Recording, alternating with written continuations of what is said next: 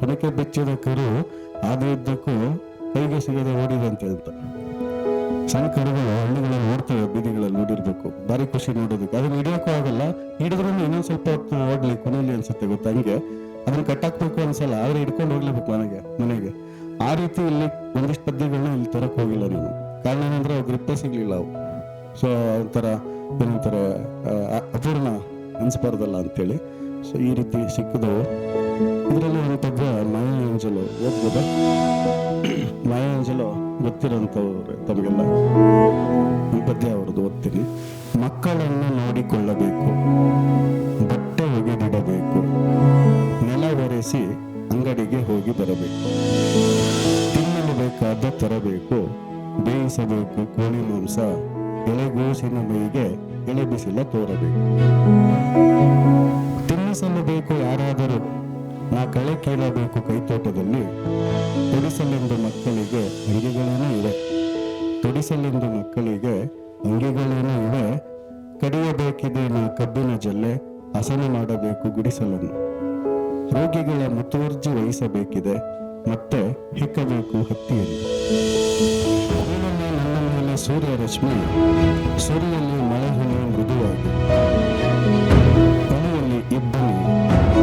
ಇಲಿಯಲ್ಲಿ ಇಬ್ಬನಿ ಹನಿ ಹುಬ್ಬಿನ ಮೇಲೆ ತಂಪಾಗಿ, ಮೇಲೆರಗಲಿ ಚಂಡಮಾರುತ ಭೀಕರ ಬಿರುಗಾಳಿಯೊಡನೆ ತೇಲಲು ಬಿಡಲಿ ಆಕಾಶದಾಚೆ ನಾ ವಿಶ್ರಮಿಸುವವರೆಗೆ, ಹಿಮಪಾತವಾಗಲಿ ಹಿತವಾಗಿ ನನ್ನ ಮೇಲೆ ತಣ್ಣನೆ ಚಂಡಮಾರುತ, ವಿಶ್ರಾಂತಿ ಸಿಗಲಿ ಈ ರಾತ್ರಿ. ಸೂರ್ಯ, ಮಳೆ, ಬಾಗಿದ ಬಾನು, ಪರ್ವತ, ಸರೋವರಗಳು, ಎಲೆ, ಶಿಲೆ, ನಕ್ಷತ್ರದ ಮಿನುಗು, ಚಂದಿರನ ಹೊಳಪು ಎಲ್ಲವೂ ಸಕಲೆಲ್ಲವೂ ನನ್ನವೇ ಎಂದು ಕರೆವ ಕೇವಲ ನನಗೆ. ಅಂದ್ರೆ ಆ ಕವಯತ್ರಿಯ ಬಿಜಿ ಶೆಡ್ಯೂಲ್ ಅಂತೀವಲ್ಲ, ಇಡೀ ದಿನದ ಒತ್ತಡಗಳ ಮಧ್ಯದಲ್ಲಿ ತಾನು ಮಾಡುವ ಕೆಲಸ ಮಾಡುವುದ್ರ ಜೊತೆಗೆ ನಾವೆಲ್ಲ ಪ್ರಕೃತಿಯ ಒಂದು ಭಾಗ. ನಿನ್ನೆ ಒಂದು ಕವಿಗೋಷ್ಠಿಗೆ ಹೋದಾಗ ಸವಿತಾ ನಾಗೇಶ್ವರ ಮೇಡಮ್ ಅವರು ಮಾತು ಹೇಳ್ತಾ ಇದ್ರು. ಬಳ್ಳಿಗಳನ್ನು ನೋಡಿದಾಗ ಬಳ್ಳಿಗಳನ್ನ ನಮ್ಮ ದೇಹದ ನರಗಳು ನೆನಪಾಗ್ತವೆ. ಅಂದ್ರೆ ನಾವು ಅದ್ರ ಜೊತೆ ಒಂದು ಪ್ರಕೃತಿಯ ಆಚೆ ಭಾವಿಲ್ಲ, ನಾವೆಲ್ಲ ಪ್ರಕೃತಿಯ ಒಂದು ಭಾಗ. ಅವ್ರೇಳ್ತಿದ್ ಮಾತದು, ಗಾಳಿ ನಮ್ಮಲ್ಲಿ ಇದೆ, ಹೊರಗೂ ಇದೆ, ಬೆಂಕಿ ಹೊರಗಡೆ ಇದೆ, ಒಳಗೂ ಇದೆ, ನೀರು ನಮ್ಮಲ್ಲಿ ಇದೆ, ಒಟ್ಟಾರೆ ಈ ಒಂದು ವಾತಾವರಣದ ಜೊತೆ ಅದು ಸೇರ್ಕೊಂಡಿದೆ. ಚರಾಸ್ತಿ ಸ್ಥಿರಾಸ್ತಿ ಅಂತ ಇದೆ. ನೀರು ನಿಂತಿರೋ ನೀರು ಮಾತ್ರ ಅಲ್ಲ, ಚಲಿಸುವ ನೀರು ಇರ್ತದೆ. ಇಬ್ಬನಿ ಆಗ್ಬೋದು, ಸೋನೆ ಆಗ್ಬೋದು, ಮಳೆ ಆಗ್ಬೋದು. ಸೊ ಹಾಗೆ ಇದ್ರ ಜೊತೆ ಬೆರ್ತೋಗಿರ್ತೀವಿ. ಹಾಗಾಗಿ ನಾವು ಎಲ್ಲಿಂದ ಉಟ್ಕೊಂಡ್ವಿ ಅನ್ನೋ ಪ್ರಶ್ನೆಗೆ ಹೇಗೆ ಉತ್ತರ ಇಲ್ವೋ, ಅದೇ ರೀತಿ ಎಲ್ಲ ಹೋಗಿ ನಾವು ನೀರು ಹಾಕ್ತೀವಿ ಅನ್ನೋದು ಗೊತ್ತಿಲ್ಲ. ಹಾಗಾಗಿ ನಾವೆಲ್ಲ ಒಂದಕ್ಕೊಂದು ಕನೆಕ್ಟಿವಿಟಿ ಏನಂತೀವಿ, ಸಂಪರ್ಕ, ಒಬ್ರಿಗೊಬ್ರು ಪೂರಕವಾಗಿರೋಂಥದ್ದು ನೇಚರಲ್ಲಿ ಅಂತ ಆ ಮಾತು ಹೇಳ್ತಿದ್ರು. ಸೊ ಹಾಗೆ ನಿತ್ಯದ ಕೆಲಸಗಳ ಜೊತೆಯಲ್ಲಿ ಮನೋರಂಜನ ಆ ಪ್ರಕೃತಿ ಜೊತೆ ಒಂದಿಷ್ಟು ಸಂವಾದ ನಡೆಸುವಂಥದ್ದು. ಸೊ ಅದು ಇಲ್ಲಿ ಕಾಣುತ್ತೆ. ಏನಾಗ್ತದೆ, ನಾವು ಪ್ರಕೃತಿಯ ನಾವು ಬಯಲಾಲಯ ಕಾನ್ಸೆಪ್ಟ್ ತಗೊಂಡಾಗ ಅದೇ ಬರೋದು ನಿಮಗೆ. ಹಲವ ಆಗ್ಬೋದು, ದಾಸರ ಆಗ್ಬೋದು, ಇದೇ ಹೇಳೋದು ನಮ್ಮ ದೇಶದ ಫಿಲಾಸಫರ್ಸ್. ನಾವು ಬೇರೆ ಅಲ್ಲ, ಈ ಪ್ರಕೃತಿ ಬೇರೆ ಅಲ್ಲ, ನಾವೆಲ್ಲ ಇದ್ರೊಳಗಿನ ಕಣಗಳು, ಭಾಗಗಳು ಅಷ್ಟೇ. ಎಡೆಗೆ ಬಸ್ನ ಬೂದಿ ಹಾಕ್ತೀವಿ, ಕೈ ಯಾವುದು, ಕಣ್ಣು ಯಾವುದು, ಕಾಲು ಯಾವುದು ಗೊತ್ತಾಗಲ್ಲ, ಬೂದಿ ಅಷ್ಟೇ. ಆ ಬೂದಿ ಏನಾಯ್ತು, ಅದು ಗುರುತಿಗೆ ಸಿಗಲ್ಲ, ಮಣ್ಣಾಗ್ತದೆ. ಅಂದ್ರೆ ಮಣ್ಣಿನ ಬೇರೆ ಬೇರೆ ಭೂಮಿಯ ಬೇರೆ ಬೇರೆ ಕಣಗಳು ನಾವು ಅನ್ನೋಂಥದ್ದು. ಸೊ ಹಾಗಾಗಿ ನಿತ್ಯದ ಬದುಕಿನ ನಿತ್ಯದ ಕೆಲಸಗಳ ಒತ್ತಡ ಅನ್ಕೊಳ್ಳೋದನ್ನು ಅದ್ರ ಜೊತೆಗೆ ಖುಷಿ ಪಡುವಂಥದ್ದು ಸೂರ್ಯನಲ್ಲಿ, ಬೆಳಕಲ್ಲಿ, ಗಾಳಿಯಲ್ಲಿ, ಪ್ರಕೃತಿಯಲ್ಲಿ, ಸಮುದ್ರದಲ್ಲಿ. ಸೊ ಅದನ್ನು ಕಾಣುವಂಥ ಒಂದು ಪ್ರಯತ್ನ. ಸೊ ಹಾಗಾಗಿ ಇವತ್ತಿಗೂ ಜೀವಂತವಾಗಿರುವಂಥ ಕವಯಿತ್ರಿ ಆಗ್ತಾರೆ. ನಾನು ನೆನಪು ಮಾಡ್ಕೊಳ್ತೀನಿ, ನನ್ನಂಥ ಕೋಟ್ಯಾಂತರ ಓದುಗರು ಮತ್ತು ಕಾವ್ಯಾಸಕ್ತರು ಮಾಯಾ ಏಂಜಲನ್ನು ನೆನಪು ಮಾಡ್ಕೊಳ್ತಾರೆ. ಈ ಭಾಷಾಂತರ ಅನುವಾದ ಅನ್ನೋದು ನಮ್ಮ ನಿತ್ಯದ ಅನುದಿನದ ಮಾತುಕತೆಯಲ್ಲಿ ಕೂಡ ಅದು ಕ್ಷಣದಲ್ಲೂ ಆಗ್ತಾ ಇರ್ತದೆ ಅಂತ ನಂಗೆ ಅನ್ಸೋದು. ಯಾರೋ ಉತ್ತರ ಕರ್ನಾಟಕದವ್ರು ಮಾತಾಡಿದ್ದು ನನಗೆ ದಕ್ಕೋದು ಹೇಗೆ ಅಂದರೆ, ಅದನ್ನು ನನ್ನೊಳಗೆ ನನ್ನ ಭಾಷೆಯಲ್ಲಿ ದಕ್ಷಿಣ ಕನ್ನಡದವಳಾದ ನಾನು ನನಗೆ ಬೇಕಾದ ರೀತಿಯಲ್ಲಿ ಒಳಗೆ ಅನುವಾದ ಮಾಡಿಕೊಂಡು ನನಗೆ ಕನೆಕ್ಟ್ ಮಾಡಿದ ಮೇಲೆ ನನಗೆ ಅದು ಅರ್ಥ ಆಗೋದು. ಹಾಗಾಗಿ ಹಾಗಾಗಿ ಬಹುಶಃ ಅದೇ ನಾವು ನಮಗೆಲ್ಲ ಗೊತ್ತು, ತಿಂಡಿ ಅಂತ ಹೇಳಿದರೆ ನಾವು ತಿನ್ನೋ ತಿಂಡಿಯನ್ನು ಅಂದ್ಕೊಳ್ತೇವೆ ಉತ್ತರ ಕರ್ನಾಟಕದಲ್ಲಿ ಕೇರ್ಕೊಳ್ಳೋದು ಅಂತ ಆಗುತ್ತೆ ಅಂತ.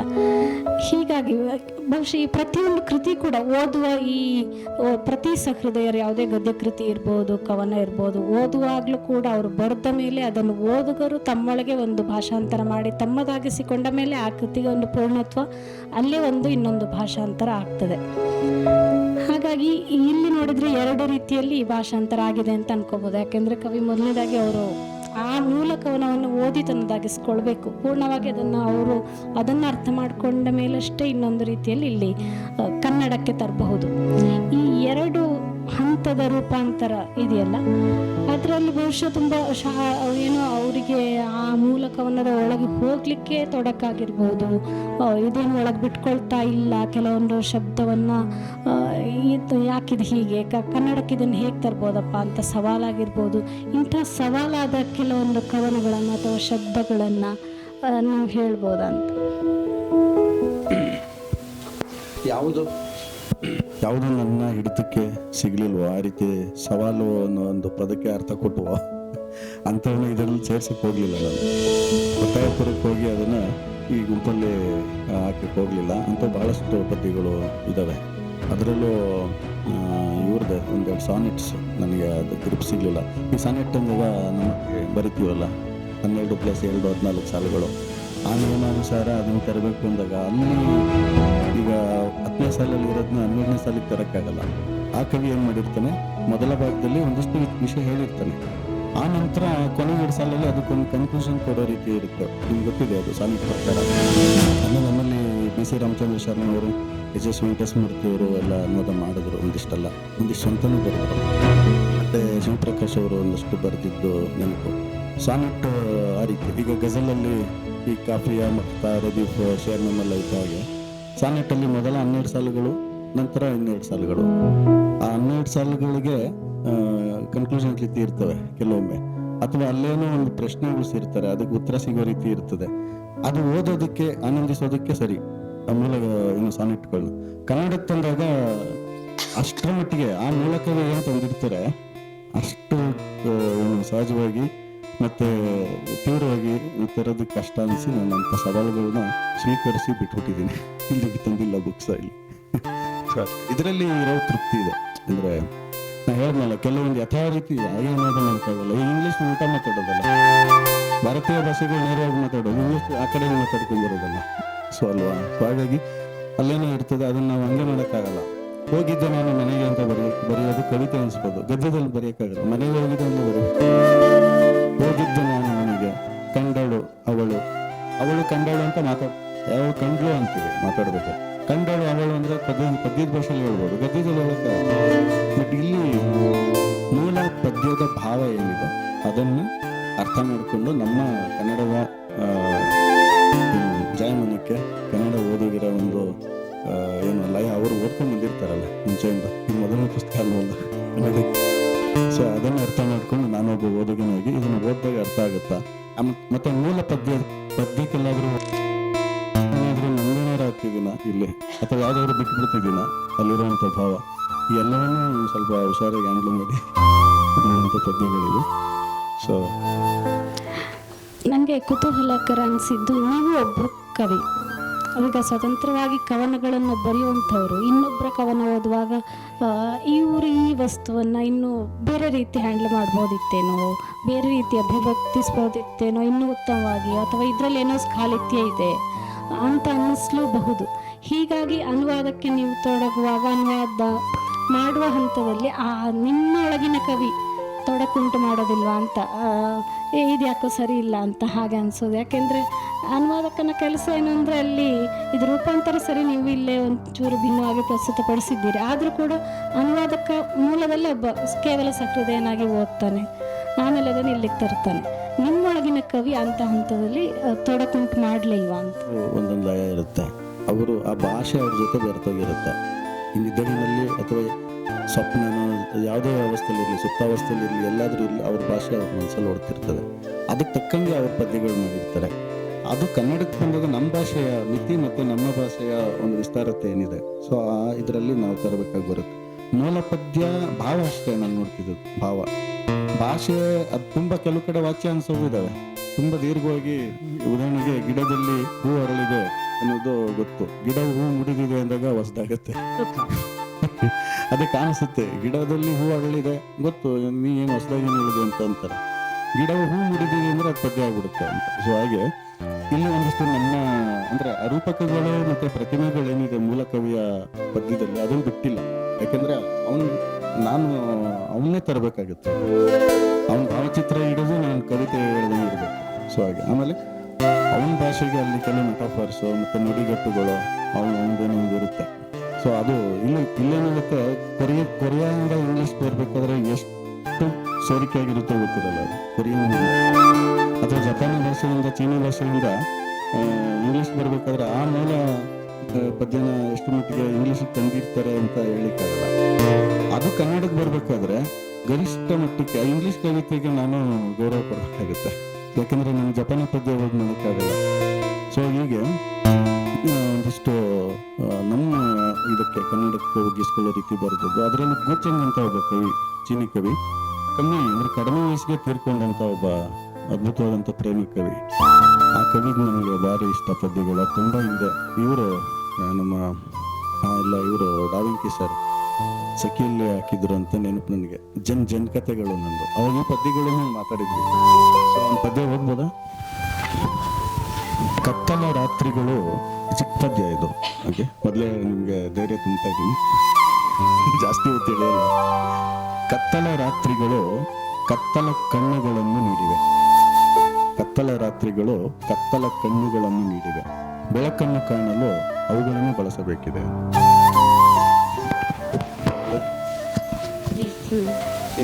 ಇನ್ನೊಂದು ಈ ಕವಿತೆ. ಒಂದು ಕ್ಷಣ ನಾ ನನ್ನೆಡೆಗೆ ನೋಡಿದೆ, ಒಂದು ಕ್ಷಣ ನೀ ನನ್ನೆಡೆಗೆ ನೋಡಿದೆ, ಮರುಕ್ಷಣ ಮೋಡದೆಡೆಗೆ.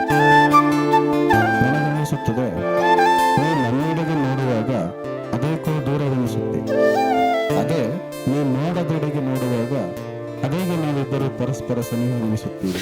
ಅಂದ್ರೆ ಪದ್ಯ ಅರ್ಥ ಇರಬೇಕು. ಮೋಡ ನೋಡದ ಕಡೆ ನೋಡಿದಾಗ ಇವನ್ಗೆ ಹತ್ರ ಅನಿಸ್ತಾಳಂತವಳು, ಇದ್ರ ಒಳ ಅರ್ಥಗಳು ಹುಡುಕ್ಬೇಕಾಗತ್ತೆ. ಸೊ ಹೀಗೆ ಗೋಚೆಂಗು ನನಗೆ ಇಷ್ಟವಾದ ಕವಿ.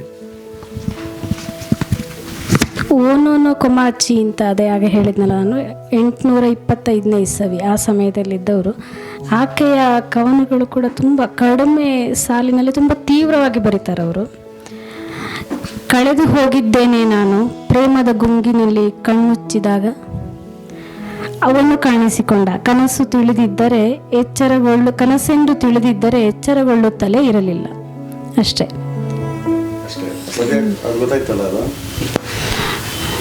ಅವನು ಕನ್ಸಲ್ಲಿ ಕಾಣಿಸ್ಕೊಳ್ತಾನೆ, ಕನಸು ಅಂತ ಗೊತ್ತಿದ್ರೆ ಎಚ್ಚರನೇ ಆಗ್ತಿರ್ಲಿಲ್ಲ ನನಗೆ, ಎಚ್ಚರ ಆಗ್ತಿರ್ಲಿಲ್ಲ ನಾನು ಅಂತ. ಕನಸಲ್ಲೇ ಇರುತ್ತೆ, ಅವನ ಜೊತೆಯಲ್ಲೇ ನಾನು ಇನ್ನಷ್ಟು ಸಮಯ ಕಳಿಬೋದಾಗಿತ್ತಲ್ಲ ಕನಸಲ್ಲಿ ಅಂತ. ಅದಕ್ಕೆ ವಿಶೇಷವಾಗಿ ಈ ಥರದ್ದು ಜಪಾನಿ. ಚಂದಿರನಿಲ್ಲದ ಈ ರಾತ್ರಿ ನೀನಂತೂ ಬರುವುದಿಲ್ಲ, ಈ ಪದ್ಯ. ಚಂದಿರನಿಲ್ಲದ ಈ ರಾತ್ರಿ ನೀನಂತೂ ಬರುವುದಿಲ್ಲ, ಎಚ್ಚರಗೊಳ್ಳುತ್ತೇನೆ ನಿನ್ನ ಬಯಸಿ. ಉಬ್ಬಿದ ನನ್ನ ಮೊಲೆಗಳು ನಗಿ ಜ್ವಾಲೆಯಂತಾಗುತ್ತವೆ, ನನ್ನ ಹೃದಯವೆಂಬ ಹೃದಯ ಹೊತ್ತು ಹುರಿಯುತ್ತದೆ ಧಗಧಗ. ಅವತ್ತಿಗೆ ಇಷ್ಟೆಲ್ಲ ಏನು ಇವರು ಯಾವುದೋ ಒಂದು ಬಗ್ಗೆ ಓದ್ಕೋಬೇಕು ಮೊದಲು ನಾವು. ನೋಡಿ, ಜಪಾನಿನ ಶ್ರೇಷ್ಠ ಕವಿಗಳಲ್ಲಿ ಒಬ್ಬರಾಗಿದ್ದ ಇವರು. ಜಪಾನ್ ದೇಶವು ತನ್ನ ಕಲೆ ಸಾಹಿತ್ಯದಿಂದ ಸಮೃದ್ಧವಾಗಿದ್ದ ಸುವರ್ಣಕಾಲದಲ್ಲಿ ಕಾವ್ಯ ಕೃಷಿಯಲ್ಲಿ ತೊಡಗಿದ್ದವರು. ಕೊಮಾಚಿ ಅವರ ಕಾವ್ಯವು ಪ್ರಮುಖವಾಗಿ ಪ್ರೀತಿ, ನಿರೀಕ್ಷೆ, ವಿಷಾಲತೆ ಮತ್ತು ಪ್ರಕೃತಿಯ ವಿಸ್ಮಯವನ್ನು ಬಿಂಬಿಸುವುದರಲ್ಲಿ ಜನಪ್ರಿಯತೆ ಗಳಿಸಿದೆ. ಜೊತೆಗೆ ಮನುಷ್ಯನ ಅಂತರಂಗದ ಅನುಭವಗಳನ್ನು ಪ್ರಾಮಾಣಿಕವಾಗಿ ತೆರೆದಿಡುವಲ್ಲಿ ಇವರ ಕಾವ್ಯ ಹೆಸರುವಾಸಿಯಾಗಿದೆ. ಇಲ್ಲಿ ವಿಶೇಷ ಅನ್ಸೋದು ಆಕೆಯ ಜನ್ಮಸ್ಥಳ, ಕುಟುಂಬ ಇತ್ಯಾದಿಗಳ ಬಗ್ಗೆ ಅಷ್ಟೇನು ಮಾಹಿತಿ ಇಲ್ಲ. ಒಂದು ಮೂಲದ ಪ್ರಕಾರ ಅಕಿತಾ ಪ್ರಾಂತ್ಯದಲ್ಲಿ ಜನಿಸಿದವರು ಎಂದು ಹೇಳಲಾಗುತ್ತೆ. ಕನಾಮಿ ಬರೆದ ನಾಟಕವೊಂದರ ಪ್ರಕಾರ ಆಕೆ ಗವರ್ನರ್ ಹುದ್ದೆಯಲ್ಲಿದ್ದ ಓನೋನೋ ಯೋಶಿಯನ್ನು ಮಗಳು ಎಂದು ತಿಳಿದು ಬಂದರೂ ನಿಖರವಾದ ದಾಖಲೆಗಳಿಲ್ಲ. ಹಾಗೆಯೇ ಕೊಮಾಚಿ ರಾಜನೊಬ್ಬನ ಅಂತಃಪುರದ ಪರಿಚಾರಕಿಯಾಗಿದ್ದರು. ಈ ಪಾಯಿಂಟ್ ನನಗೆ ಹೆಚ್ಚಾಗಿದ್ದು, ರಾಜನೊಬ್ಬನ ಅಂತಃಪುರದ ಪರಿಚಾರಕಿಯಾಗಿದ್ದರು ಅಂತ. ಅಂದ್ರೆ ಒಂದಿಷ್ಟು ಈ ಕವಿ ಬಗ್ಗೆ ಓದ್ಕೊಂಡಾಗ ನಮ್ದೇ ಇರ್ಲಿಲ್ಲ ಅಂತ. ಪರಿಚಾರಿಕೆಯಾಗಿ ಇದ್ಕೊಂಡು ಸದಾ ಶೋಷಣೆಗೊಳಗಾಗಿ ಸದಾ ಆ ರಾಜನ ಅಂತಃಪುರದ ಏನು ಅವನ ಅಡಿಯಾಳಾಗಿ ಬದುಕಿದಂಥ ಒಂದು ಕವಿಯತ್ರಿ. ಅವರಿಂದ ಅಂತ ಪದ್ಯಗಳು ಬರೆಯೋಕ್ಕಾಗುತ್ತೆ. ರಾಜನ ಅಂತಃಪುರದಲ್ಲಿದ್ದರೂ ಆಕೆಯ ಮನಸ್ಸಿನಲ್ಲಿ ಇನ್ನಾರೋ ಒಬ್ಬನನ್ನು ಆರಾಧಿಸುವಂತಹ ಒಂದು ಏನು ಸಂದರ್ಭ ಇತ್ತು ಅಂತ ನಾವಿಲ್ಲಿ ಅನ್ಕೋಬೇಕಾಗುತ್ತೆ. ಆಕೆ ಒಂದು ಪದ್ಯ ಹೋದ್ಮೇಲೆ ಅದೇನು ನಮ್ಮಲ್ಲಿ ಕೆಲವೊಂದು ಹಳೆವಿದಾವಲ್ಲ, ಹೆಂಗಿನ ಮನೆಗಿಂತ ಅನ್ಸರದು ಹೆಂಗಡಿಸಿದ ಗುಡಿಲೇಸು ಕಂಗಡಿಸಿ ಎನ್ನುವುದಕ್ಕಿಂತ ಕಂಗುಳಲೇಸು ಸರ್ವಜ್ಞ ಅಂದಂಗೆ. ಅಂತಃಪುರದಲ್ಲಿ ರಾಜನಾಟಿಗೆ ಇದ್ರು ಅವಳು ಖುಷಿಯಾಗಿಲ್ಲ. ಅವ್ರು ಖುಷಿಯಾಗಿದ್ದಿದ್ರೆ ಕವಿತೆ ಸಿಗ್ತಿರ್ಲಿಲ್ಲ ನಮಗೆ. ಸೊ ಹಾಗಾಗಿ ವೇದನೆ ಮತ್ತು ನಿವೇದನೆ ಎರಡು ಕೂಡ ಮುಖ್ಯ ಆಗುತ್ತೆ ಇಲ್ಲಿ. ವೇದನೆ ಮತ್ತು ಇನ್ನೊಂದು ಕಡೆ ನಿವೇದನೆ. ಸೊ ಹಾಗೆ ಎಲ್ಲ ಪದ್ಯ ಓದ್ಬೇಕು. ಬಹುಶಃ ಇನ್ನೂ ಏನೇನೋ ಕಥೆಗಳನ್ನು ತೆರೆದಿರ್ತದೆ. ಈ ಅಂತಃಪುರದ ಒಳಗಿನ ಏನು ರಾಜಕಾರಣಗಳಿರ್ತವೆ, ಅಲ್ಲಿ ರಾಣಿಯಾದವಳು ಇಂಥ ಈಕೆ ಬಹುಶಃ ಸುಂದರಿ ಆಗಿದ್ದಿರ್ಬೋದು. ಅವಾಗ ಈಕೆಯು ರಾಜನ ಸೇವೆ ಮಾಡಬೇಕಾಗ್ತದೆ. ಬಹುಶಃ ಅದನ್ನೆಲ್ಲ ಇನ್ಯಾರದ್ದೋ ನೆನಪಿನಲ್ಲಿ ಅವಳು ಸಹಿಸ್ಕೊಳ್ಬಹುದು. ಬಹುಶಃ ಇಂಥವೆಲ್ಲ ಸುಮಾರಷ್ಟು ವಿಷಯಗಳನ್ನು 4-5 ಸಾಲುಗಳಲ್ಲಿ ಅವರು ಹೇಳಿಬಿಡ್ತಾರೆ. ತುಂಬ ಚೆನ್ನಾಗಿದೆ. ಇಲ್ಲಿ ಲಾಂಗ್ಸ್ಟನ್ ಹ್ಯೂಸ್ನ ಇನ್ನೊಂದು ಕವನ 4 ಸಾಲುಗಳು. ಆತ್ಮಹತ್ಯೆ ಮಾಡಿಕೊಳ್ಳಲೆಂದು ಹೋದ ಪ್ರಶಾಂತ ಕೊಳದ ತಣ್ಣನೆಯ ಮಗ ಮುತ್ತಿಗಾಗಿ ಅಂಗಲಾಚಿತು. ಅಷ್ಟು 4 ಸಾಲುಗಳು. ಆತ್ಮಹತ್ಯೆ ಮಾಡಿಕೊಳ್ಳಲೆಂದು ಹೋದ ಪ್ರಶಾಂತ ಕೊಳದ ತಣ್ಣನೆಯ ಮಗ ಮುತ್ತಿಗಾಗಿ ಅಂಗಲಾಚಿತು ಅಂತ. ಅಲ್ಲಿ ಹೋದ್ರೆ ಅಲ್ಲಿ ಕೂಡ ಅದು ಆ ಕೊಳ ಕೂಡ ಮುತ್ತಿಗಾಗಿ ಅಂಗಲಾಚುತ್ತದೆ. ಲ್ಯಾಂಗ್ಸ್ಟನ್ ಹ್ಯೂಸ್ ಅಮೆರಿಕಾದಲ್ಲಿ ಇರುವಂತಹ ಕಪ್ಪು ಜನರ ಪರ ಧ್ವನಿ ಎತ್ತದಂತ ಒಬ್ಬ ಕವಿ. ಅವರು ವಿದೇಶಾಂಗ ಸಚಿವಾಲಯದಲ್ಲಿದ್ದಂಥವರು. ಅಲ್ಲಿ ಈಗ ಇವತ್ತು ಆಫ್ರಿಕಾದಲ್ಲೇ ಆ ಕಪ್ಪು ಜನರಿಗೆ ಯಾವ ರೀತಿ ಶೋಷಣೆಗಳಾಗ್ತಿದೆ, ಅದ್ರ ವಿರುದ್ಧ ಯಾವ ರೀತಿ ನಡೀತು ಹೋರಾಟಗಳು ಅನ್ನೋಂಥ ತಮ್ಗೆ ಗೊತ್ತಿದೆ. ಅದರಲ್ಲೂ ಅಮೆರಿಕ ಖಂಡದಲ್ಲಿ ಕಪ್ಪು ಜನರ ಜೊತೆ ನಿಂತವ ಇವರು. ಸೊ ಲ್ಯಾಂಗ್ಸ್ಟನ್ ಹ್ಯೂಸ್ ಬರೆಯೋದೆಲ್ಲ ಬಹಳಷ್ಟು ನಿಂತವೇ ಇರ್ತವೆ. ಅಂದರೆ ಒಂದು ಹೋರಾಟದ ಕಾವು ಪ್ರತಿಮೆ ರೂಪಕಗಳ ತಣ್ಣಗಿನ ಪದ್ಯದಲ್ಲಿ ಇರ್ತವೆ. ಸೊ ಹಾಗಾಗಿ ಅಂದ್ರೆ ಬದುಕೋದಕ್ಕೆ ಪ್ರೇರಣೆ ಅಂತ ಪದ್ಯ ಹೇಳೋದು. ಅಂದ್ರೆ ಅವ್ನು ಆತ್ಮಹತ್ಯೆ ಮಾಡ್ಕೊಳ್ಳೋಕ್ಕೆ ಅಂತ ಹೋದ, ಆ ಕೊಳ ನೋಡಿದಾಗ ಅಲ್ಲಿ ಬದುಕಬೇಕು ಅನ್ಸುತ್ತೆ ಅವನಿಗೆ. ಸೊ ಅನ್ನೋಂಥದ್ದು ಆ ಒಂದು ಸಣ್ಣ ಪದ್ಯದಲ್ಲಿ. ಯಾಕೆಂದ್ರೆ ಅಚಾನಕ್ಕಾಗಿ ಹುಟ್ಟುವ ನಾವು ನಮ್ಮ ಬದುಕಿನ ಅಂತ್ಯ ಯಾವಾಗುತ್ತೆ ಅಂತ ಗೊತ್ತಿಲ್ಲ, ಅಲ್ಲಿ ತನಕ ಇರಬೇಕು. ರಂಗ ಏರಿದ್ಮೇಲೆ ನಾಟಕ ಪೂರ್ತಿ ಮುಗಿಬೇಕು.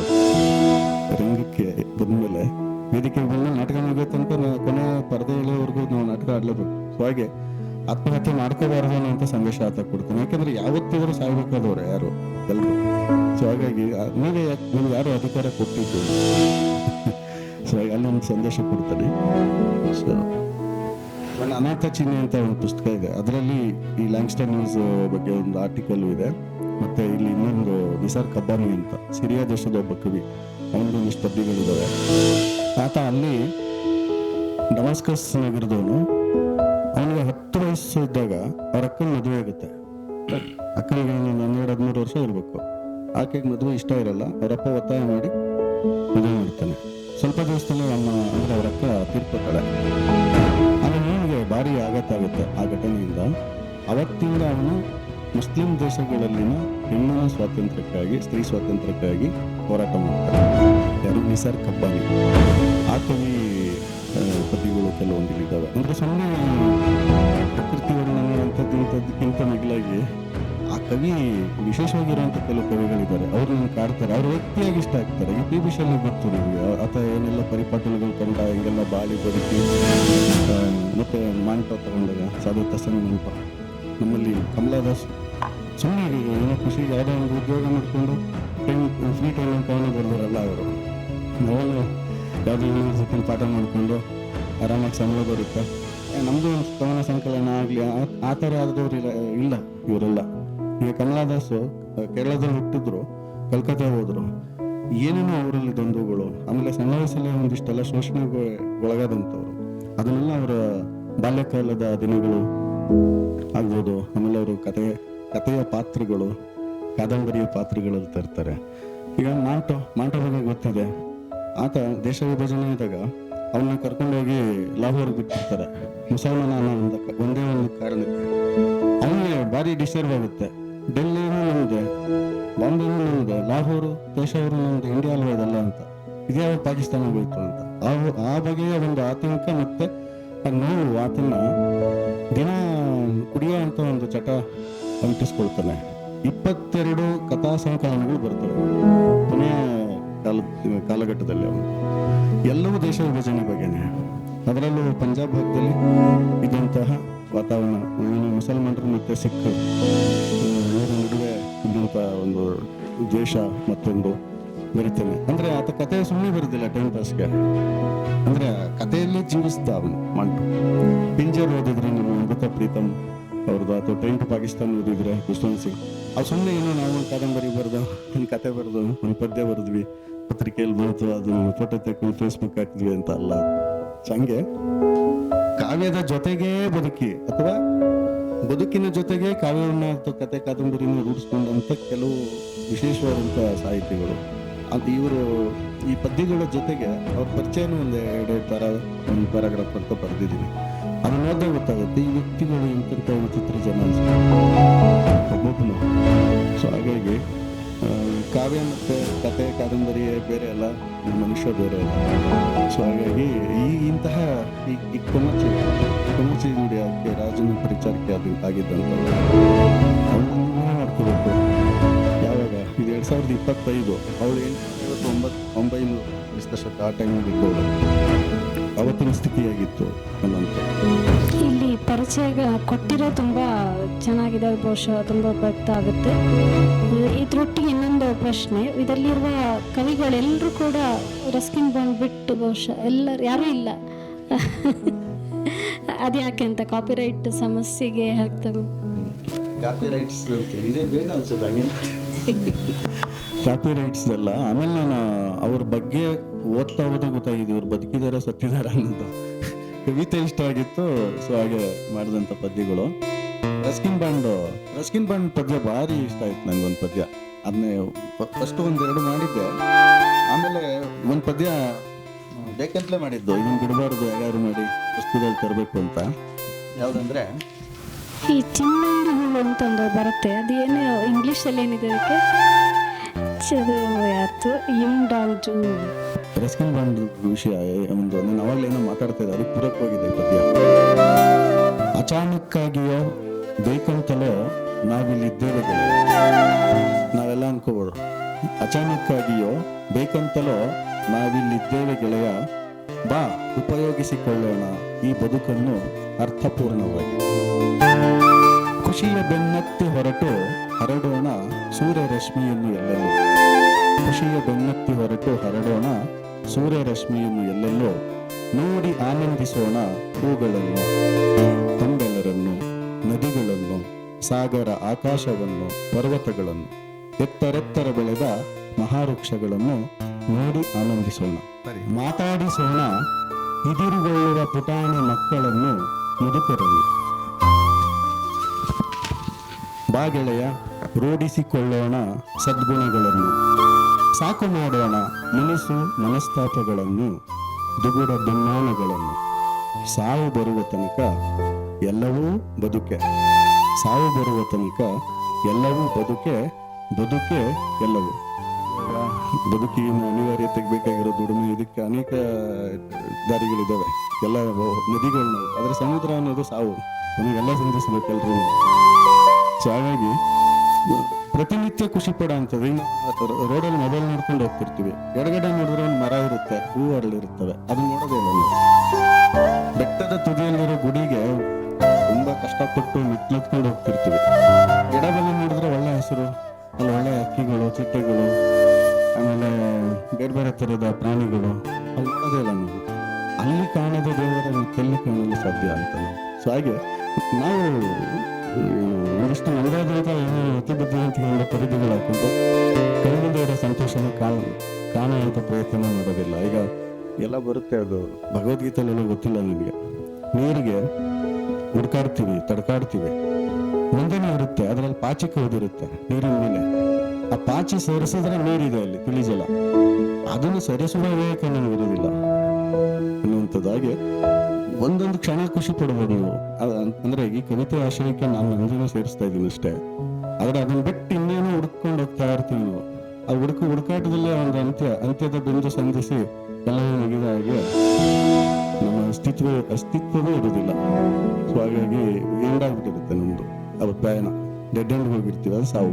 ಅದಕ್ಕೆ ಮುಂಚೆ ಮಾಡಬೇಕಾಗಿರುವಂಥದ್ದು ಏನು ಅನ್ನೋದನ್ನ ರಸ್ಕಿನ್ ಬಾಂಡ್ ಜೀವಂತಿಗೆ ಇರುವಂತ ಒಬ್ಬ ರೈಟರು ಈಗಲೂ ಬರೀತಾರೆ ಅವರು ಸಕ್ರಿಯವಾಗಿ. ಸೊ ಹಾಗೆ ಚಿಮ್ಮಂಡಿ ಹುಳು ಕವನದ ಬಗ್ಗೆ ಹೇಳ್ತಾ ಇದ್ದೆ. ಯುನ್ ಡಾಂಗ್ ಜೂ ಅಂತ, ಇವರು ಚೀನಾದಲ್ಲಿ ಹುಟ್ಟಿದ ಕೊರಿಯನ್ ಕವಿ. ಇವರು ನಿಜವಾಗಿ ಸ್ವಾತಂತ್ರ್ಯ ಚಳವಳಿಯಲ್ಲಿ ಅಲ್ಲೆಲ್ಲ ಸಕ್ರಿಯವಾಗಿ ಇದ್ದವರು. ಆದರೆ ಈ ಕವನ ಎಷ್ಟು ಯಾವುದೇ ಆಕ್ರೋಶ ಏನೂ ಇಲ್ಲ ಇದರಲ್ಲಿ. ನಮಗೆ ಇಲ್ಲಿ ಚಿಮ್ಮಂಡಿ ಹುಳು ಮತ್ತು ಕವಿಗೆ ಮುಖಾಮುಖಿ ಆಗ್ತದೆ. ನನಗೆ ನಮ್ಮ ಕನ್ನಡದಲ್ಲಿ ತಿರುಮಲೇಶ್ವರ ಮುಖಾಮುಖಿ ಕವನ ನೆನಪಾಯಿತು. ಅಲ್ಲಿ ಮನುಷ್ಯನ ಈಗೋ ಬೆಕ್ಕಿನ ಜೊತೆ ಗಳು ಸಂಧಿಸ್ತವೆ, ತುಂಬ ಹೊತ್ತು ಮುಖಾಮುಖಿ ಆಗ್ತಾರೆ. ಆದರೆ ಇಬ್ಬರಿಗೂ ಈಗೋ ಅನ್ನೋ ಥರ ಕೊನೆಗೂ ಮನುಷ್ಯ ಸೋಲ್ತಾನೆ. ಈಗೋ ಈ ಬೆಕ್ಕು ಇದೆಯಲ್ಲ ಅದು ಬಿಟ್ಟು ಕೊಡುವ ಮೂಲಕ ಗೆಲ್ತದೆ ಅನ್ನೋ ಹಾಗೆ ಕವನ ಅಲ್ಲಿ ಎಂಡಾಗ್ತದೆ. ಇಲ್ಲಿ ಹಾಗಿಲ್ಲ. ಈ ಚಿಮ್ಮಂಡಿ ಹುಳು ಮತ್ತು ನಾನು ಅಂತ, ಚಿಮ್ಮಂಡಿ ಹುಳು ಮತ್ತು ನಾನು ಪರಸ್ಪರ ಮಾತುಗಳಿದೆವು ಹುಲ್ಲು ಹಾಸಿನಲ್ಲಿ. ಚಿರ್ಪ್ ಚಿರ್ಪ್ ಚಿರ್ಪ್ ಚಿರ್ಪ್ ಒಪ್ಪಂದಕ್ಕೆ ರುಜು ಹಾಕಿದೆವು, ಯಾರಿಗೂ ಹೇಳದಂತೆ ಜೋಪಾನ ಮಾಡುವಂತೆ ಹೃದಯಗಳಲ್ಲಿ. ಚಿರ್ಪ್ ಚಿರ್ಪ್ ಚಿರ್ಪ್ ಚಿರ್ಪ್ ಚಿಮ್ಮಂಡಿ ಹುಳು ಮತ್ತು ನಾವು ಪರಸ್ಪರ ಮಾತುಗಳಿದೆವು ದೇದೀಪ್ಯಮಾನವಾದ ಬೆಳದಿಂಗಳಿರುಳಿನಲ್ಲಿ. ಅಷ್ಟೇ, ಅಲ್ಲಿಗೆ ಕವನ ಮುಗಿತವೆ. ಬಹುಶಃ ಅದು ಎಷ್ಟು ಪ್ರಕೃತಿಯ ಜೊತೆ ಆ ಸಂವಾದ ತುಂಬ ಆಹ್ಲಾದಕರವಾಗಿ, ಅಲ್ಲಿ ಯಾವುದೇ ಅವರೊಂದು ಒಪ್ಪಂದಕ್ಕೆ ರುಜು ಹಾಕ್ತಾರೆ. ಅದು ತುಂಬ ಚೆನ್ನಾಗಿದೆ. ಅಲ್ಲಿ ನಮಗೆ ಯಾವುದೇ ಮನುಷ್ಯನ ಪೂರ್ವಗ್ರಹ ಆಗಲಿ ಈಗೋ ಆಗಲಿ ಯಾವುದೂ ಇಲ್ಲ. ಒಪ್ಪಂದಕ್ಕೆ ರುಜು ಹಾಕೋದಂದ್ರೆ ಇಬ್ಬರು ಸಮಾನರು ಅನ್ನೋ ಅರ್ಥದಲ್ಲೇ ಇರ್ತದಲ್ಲ. ಹಾಗಾಗಿ ಈ ಚಿಮ್ಮಂಡಿ ಹುಳುಗೆ ಇಂಗ್ಲೀಷ್ನಲ್ಲಿ ಏನಿತ್ತು ಅಂತ ನನಗೆ ಒಂದು ಕಳಿಸ್ಕೊಡ್ತೇನೆ. ನಾನು ಅದು ಬರೆದಾಗ 3 ಪದ್ಯಗಳು ಒಂದು ಕಡೆ ಇಟ್ಕೊಂಡಿದ್ದೀನಿ. ಅದರಲ್ಲಿ ಅಂದಾಜು ಮಾಡ್ಕೊಂಡು ಹೇಳಿದ್ದೆ ಆ ಆರ್ಡ್ರಲ್ಲಿ ಇರೋದನ್ನೇ ಕೇಳಿಸ್ಬಿಡ್ತೀನಿ. ಇಂಗ್ಲೀಷ್ ಪದ್ಯಗಳು ಓದ್ಕೋಬೋದು. ಅಂದರೆ ಕಾಪಿ ರೈಟರ್ದೇನು ಆಗ್ಬಾರ್ದು ಅಂತೇಳಿ ನಾವು ಇದಕ್ಕೆ ಹಾಕೊಳ್ಳಿಲ್ಲ. ಇಂಗ್ಲೀಷ್ ಇಲ್ಲ ಹಾಕೋಬೋದು. ಅವ್ರು ಎಲ್ಲೆಲ್ಲಿ ಸತ್ತೋಗಿರೋರ್ನೆಲ್ಲ ಇಲ್ಲಿ ಬಂದ ಗೋರಿಂಗ್ ಜೋಶಿ ಮತ್ತು ರೈಟ್ಸ್ ತಗೊಂಡು ಕವಿತೆಯಲ್ಲಿ ಜೀವಂತವಾಗಿರೋ ಸಾಕೊಂಡು ಶ್ರೀಸ್ಕೊಡ್ತೀನಿ. ಇದು ಇನ್ನೊಂದು ಟ್ಯಾಗೋರ್ ಪದ್ಯ ಒಂದಿದೆ. ಹಿಂಗೆ ಮಾತಾಡ್ಬೋದಲ್ವಾ? ಮೈಕ್ ಓಕೆ, ಸಾರಿ. ಇದು ರವೀಂದ್ರನಾಥ ಟ್ಯಾಗೋರ್ ಅವ್ರದ್ದು ಅನುವಾದ ಒಂದಿಷ್ಟು ಓದಿದ್ದೆ, ವನಪಾಲಕ ಅಂತ ಒಂದು ಪುಸ್ತಕ. ಆ ಪದ್ಯ ನಂಗೆ ನೆನಪಿಲ್ಲ. ಅದೇನಂದರೆ ಅವ್ರು ಹೇಳೋದು ತನ್ನ ಸಖಿಗೆ ಹೇಳ್ತಾರೆ, ನಿಂದ ನಡ್ಕೊಂಡು ಹೇಗಿದ್ಯೋ ಹಾಗೆ ಆರಾಮಾಗಿ ಅನ್ನೋ ಅರ್ಥದಲ್ಲಿ ಬರ್ತಾ ಇದ್ರೆ ನಿನ್ನ ಮೆಹಂದಿಯ ಪಾದಗಳು ಇಬ್ಬನಿಯ ಅಂದರೆ ಗರಿಕೆ ಮೇಲಿನ ಇಬ್ಬನಿ ಮೇಲೆ ನಿನ್ನ ಪಾದಗಳನ್ನ ಇಟ್ಟು ನಡ್ಕೊಂಡು ಬರ್ಬೇಕಾದ್ರೆ ನನ್ನ ಮನಸ್ಸು ತಂಪಾಗುತ್ತೆ ಅನ್ನೋ ಅರ್ಥದಲ್ಲಿ. ಸೊ ಅಂಥದ್ದನ್ನು ಅದನ್ನು ಓದಿ ನಾನೊಂದು ಪದ್ಯ ಬರೆದಿದ್ದೆ, ಕನ್ನಡಿ ಮತ್ತು ಹುಡುಗಿ ಅಂತ. ಅದರಲ್ಲಿ ನೀ ಹೇಗಿದ್ಯೋ ಹಾಗೆ ಬಾ ಅಂತ. ಹೆಚ್ಚು ಹೊತ್ತು ನಿಲ್ಬೇಡ ಕನ್ನಡಿನಿಂದ ಸಿಂಗಾರ ಮಾಡಿಕೊಂಡು, ನೀನು ಹೇಗಿದ್ದೋ ಹಾಗೆ ಸಾಕು ನನಗೆ ಅಂತ, ಮೇಕಪ್ ಬೇಡ ಅಂತ.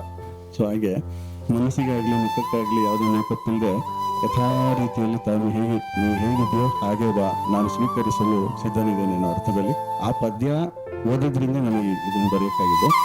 ಸೊ ಆಗಿಂದ ಟ್ಯಾಗೋರ್ ಪದ್ಯಗಳನ್ನು ಅಷ್ಟು ಓದಿದೆ. ಅದರಲ್ಲಿ ಗೀತಾಂಜಲಿ ಓದಿದಾಗ ಒಂದು ಅಧ್ಯಾತ್ಮ ಮತ್ತು ಪ್ರಕೃತಿ ಜೊತೆಗಿನ ನಮ್ಮ ಜೊತೆ ನಾವೇ ಸಂವಾದ ನಡೆಸ್ಕೊಳ್ಳುವಂಥದ್ದು ನಮ್ಗೆ ಗೊತ್ತಿದೆ. ಅದನ್ನು ತುಂಬ ಫಿಲಾಸಫಿಕಲ್ ಆಗಿ ತುಂಬ ಸ್ಟ್ರಾಂಗ್ ಆಗಿರೋವಂಥ ಒಂದು ಪುಸ್ತಕ. ಸೊ ಇಂಥ ಟ್ಯಾಗೋರ್ ಅವ್ರನ್ನ ಮುಟ್ಟಕ್ಕೆ ಹೋಗಬಾರ್ದು.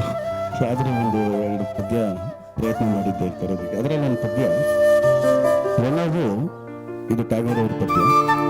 ಒಲವು ತನ್ನನ್ನು ತಾನೇ ಸಿಂಗರಿಸಿಕೊಳ್ಳುತ್ತದೆ, ಒಲವು ತನ್ನನ್ನು ತಾನೇ ಸಿಂಗರಿಸಿಕೊಳ್ಳುತ್ತದೆ, ತುಡಿಯುತ್ತದೆ ಸಾಬೀತುಪಡಿಸಲು ಆಂತರಿಕ ಸುಖವ ಬಾಹ್ಯ ಸೌಂದರ್ಯದಿಂದ. ತುಡಿಯುತ್ತದೆ ಸಾಬೀತುಪಡಿಸಲು ಆಂತರಿಕ ಸುಖವ ಬಾಹ್ಯ ಸೌಂದರ್ಯದಿಂದ.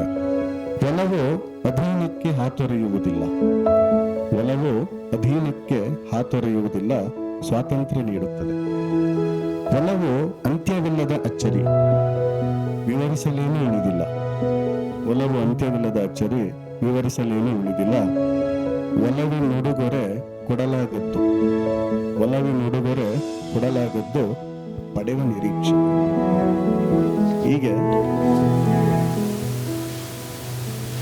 ಟ್ಯಾಗೋರ್ ಪದ್ಯಗಳು. ಟ್ಯಾಗೋರ್ ಅದು ದೊಡ್ಡ ಒಂದು ಸರೋವರ, ಅದರಿಂದ ನಾವೊಂದು ಒಂದು ಹನಿಯ ಸಾಗರದ ವಿಭಾಗ ಎತ್ಕೊಂಡು ಸಾಕು. ಸೊ ಹಾಗಾಗಿ ಅವ್ರದ್ದು ಒಂದು ಪ್ರಯತ್ನ ಮಾಡಿದ್ದದು. ಇನ್ನೊಂದು ಅಂಥ ಒಬ್ಬ ಮಹಾನ್ ಕವಿ, ಎಷ್ಟು ಒಂದು ಕವಿಗೆ ಮುಖ್ಯವಾಗಿರ್ಬೇಕಾಗಿರೋದು ಒಂದು ಸೂಕ್ಷ್ಮವಾದಂಥ ಮನಸ್ಸು, ಮತ್ತೆ ಆ ಮಗುವಿಗೆ ಇರಬೇಕಾಗಿರುವಂಥ ಒಂದು ಮೃದು ಸ್ವಭಾವ ಅನ್ಬೋದು ಅಥವಾ ಕೋಮಲ ಸ್ವಭಾವ ಅನ್ಬೋದು, ಮಗುವಿನ ಮನಸ್ಸು ಅಂತೀವಲ್ಲ ಅಂಥದ್ದಕ್ಕೆ ಟ್ಯಾಗೋರ್ದು ಇನ್ನೊಂದು ಪದ್ಯ ಇಲ್ಲಿದೆ. ಬಾಲ್ಯಕಾಲದಿ ನನ್ನ ಬೊಗಸೆಯಲ್ಲಿ ತುಂಬಿದ್ದ, ಅದು ನಮ್ಮ ಅವರಿದಮಗೆ ಬರ್ಕೊಂಡಿದ್ದು. ಬಾಲ್ಯಕಾಲದಿ ನನ್ನ ಬೊಗಸೆಯಲ್ಲಿ ತುಂಬಿದ್ದ ಮಲ್ಲಿಗೆಯ ನೆನೆಯುವೆನು ಬಿಳಿ ಮುಲ್ಲೆಯ, ಮೆಚ್ಚಿದ್ದ ರವಿಗಿರಣ ಆ ಗಗನ ಆ ಭುವನ, ಆ ಗಗನ ಈ ಭುವನ, ನೆಟ್ಟಿರುಳಿನಲ್ಲಿ ಸುರಿವ ನೆಟ್ಟಿರುಳಿನಲ್ಲಿ ಸರಿವ ನದಿಯ ಹರಿವ, ಮಧುವನ್ನು ಪ್ರಿಯಕರನ ಎದುರಲ್ಲಿ ಮುಖಗವಸ ಸರಿಸಿ ನಕ್ಕಂತೆ ಸೂರ್ಯಾಸ್ತವ. ಅಲ್ಲ, ಮಧುವೆಣ್ಣು ಪ್ರಿಯಕರನ ಎದುರಲ್ಲಿ ಮುಖಗವಸ ಸರಿಸಿ ನಕ್ಕಂತೆ ಸೂರ್ಯಾಸ್ತಮಾನ, ಇಂದಿಗೂ ನೆನಪಿಹುದು ಬೊಗಸೆ ತುಂಬಿದ ಮೊನ್ನೆ, ಮಧುರಾತ್ರಿ ಮಧುರ ಬಾಲ್ಯ ಒಂದು ಕ್ಷಣ, ಹಬ್ಬದ ರಾತ್ರಿಯಲ್ಲಿ ಆಹಾ ಉಲ್ಲಾಸ ಕ್ಷಣ, ಒದಗಿದವು ಬದುಕಿನಲ್ಲಿ ನಾನು ಧನ್ಯ, ಮುಂಜಾನೆ ಮಳೆಯಲ್ಲಿ ಹಾಡಿನಲ್ಲಿದಾಡುತ್ತ ಕಳೆದ ಬಾಲ್ಯವು ತಾನು ಬಾಳ ದ್ರವ್ಯ, ಬಕುಳ ಪುಷ್ಪಗಳ ಮಾಲೆಯನ್ನು ಧರಿಸಿದ್ದನ ಕೊರಳ ಸುತ್ತಲೂ ಬಲು ಪ್ರೀತಿಯಿಂದ, ಇಂದಿಗೂ ಈ ಹೃದಯ ಸೊಗಸು ಬಾಲ್ಯವ ನೆನೆದು ಬೊಗಸೆ ತುಂಬಿದ ಬಿಳಿಯ ಮುಲ್ಲೆಯಿಂದ. ಇಲ್ಲೊಂದು ಪದ್ಯ ಇದು ಓದಲೇಬೇಕು ಅಂತ ಅನ್ನಿಸ್ತು ನನಗೆ, ಯಾಕೆಂದ್ರೆ ಅವರ ಅನುವಾದ ಈ ಭಾಷಾಂತರ ಪ್ರತಿಭೆಯನ್ನು ಹೇಳ್ಬೇಕು. ಅವ್ರು ಆಗಾಗಲೇ ಹೇಳಿದ್ರಲ್ಲ, ಈಗ KS ಅವರ ಪದ್ಯಗಳಲ್ಲದ್ದೇ ಅದೇ ಲಯ ಇಲ್ಲಿದೆ. ಚಾರ್ಲ್ಸ್ ಬುಕೋವ್ಸ್ಕಿ ಅವರು ಜರ್ಮನ್ ಮೂಲದ ಕವಿ. ಆ ಕವನ ಎಷ್ಟು ಲಯಬದ್ಧವಾಗಿದೆ ಅಂದರೆ ಎಲ್ಲೋ KS ಅವರೇ ಬಂದು ಇಲ್ಲಿ ಕೂತು ಬರೆದ್ರೇನೋ ಅನ್ನೋ ಥರ ಅಷ್ಟು ಚೆಂದ ಇದೆ. ಓದಿದ್ರ ನೀವು? ಇದು ಮಿಲನೋತ್ತರ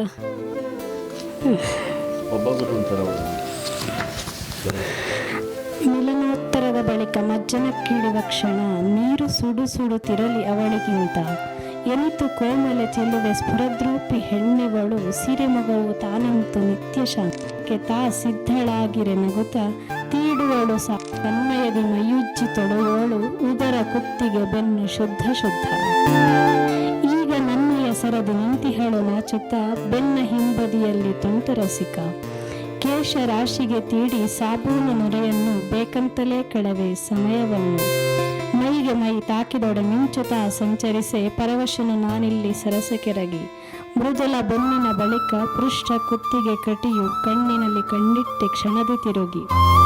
ಇನ್ನು ದೀರ್ಘವಾಗಿದೆ, ತುಂಬ ಇದೆ, ಸಾಕು. ತುಂಬ ಹೊತ್ತು ಕಳೆದಂಥ ಸಮಯನ ಶುದ್ಧಗೊಳ್ಳಬೇಕು ತಮ್ಮ ಸಂಗತಿ ಜೊತೆಯಲ್ಲಿ. ನಾನು ಇದನ್ನು